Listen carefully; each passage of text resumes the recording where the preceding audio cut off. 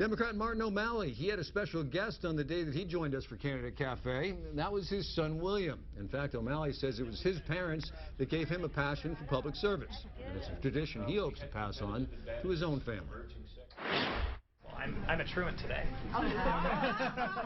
And without admission, Martin O'Malley's son, William, made this Candidate Cafe a family affair. William, are you enjoying this?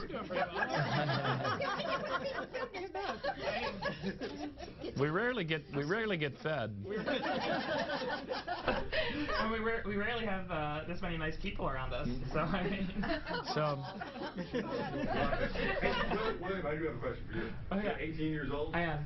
Just turned 18 November 10th. Does having your dad run for president help you with your social life? Oh, I go to a 18-year-old daughter. Yeah. I go to a thoroughly Republican school, which is, and I have lots of Republican friends, but my I think the first sticker I saw in our school's parking lot was a Trump bumper sticker.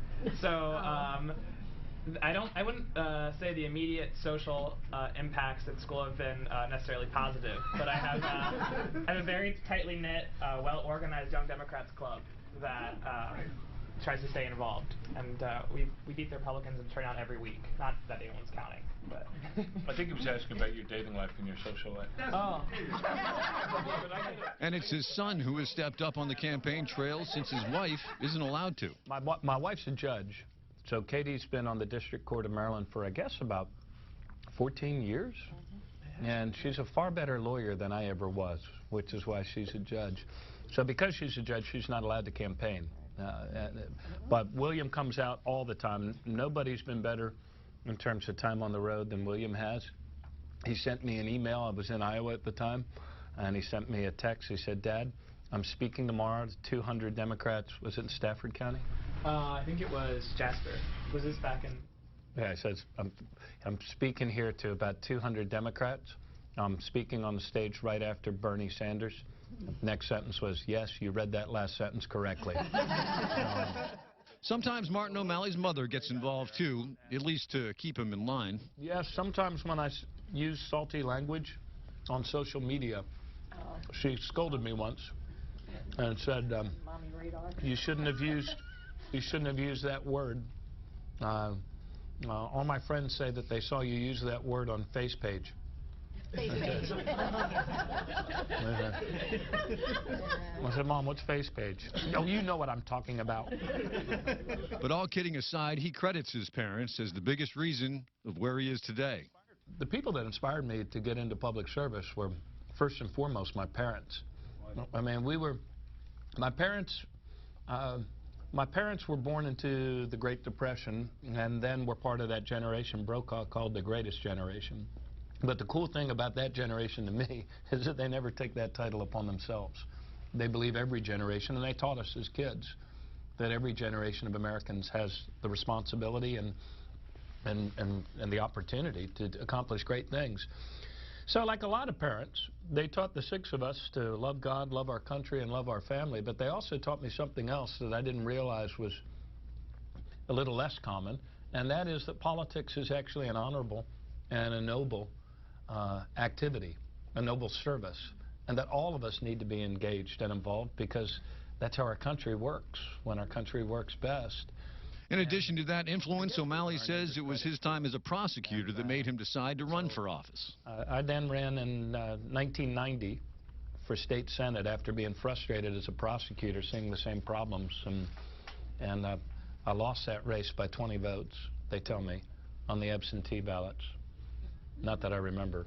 and then the next year a seat opened on the Baltimore City Council. I hadn't thought that I would be effective at all in municipal government and the city council, but turns out there was probably a much better placement for my energies than the state senate might have been. And being of service to others, I think all of us have a need to be needed, don't we? I mean, it's a very basic human need to be needed. And we hope in our own discernment process about where our talents are best used that we can be of service to others. And I can't imagine spending my energies on anything that could have made me happier, or where I would have touched as many people in as many positive ways as I have doing what I was doing, not because times were easy, but because times were difficult. And there were many challenges he says he faced as he made his way through the ranks of political life in Maryland, always feeling a calling to stay involved. So I told my wife, you've got to let me try, because I can live with losing. I can't live with not trying and knowing that hundreds and hundreds of young men died for no reason because we didn't have the willingness to try.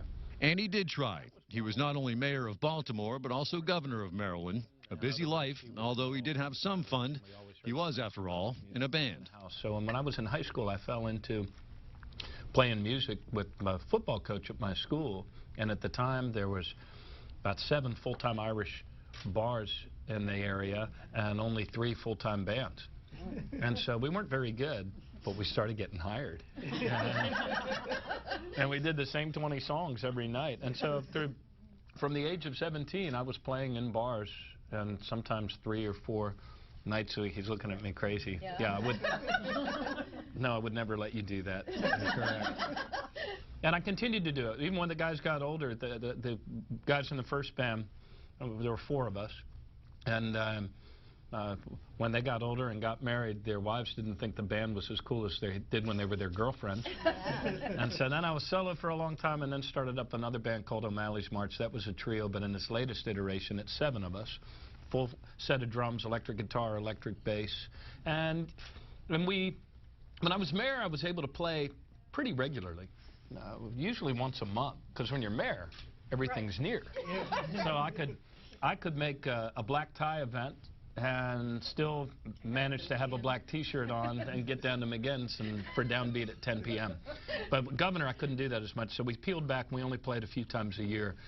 So you ask, is the band together? It's together in a virtual sort of sense. We haven't played together in a long time, but for us, it's like rolling off a log.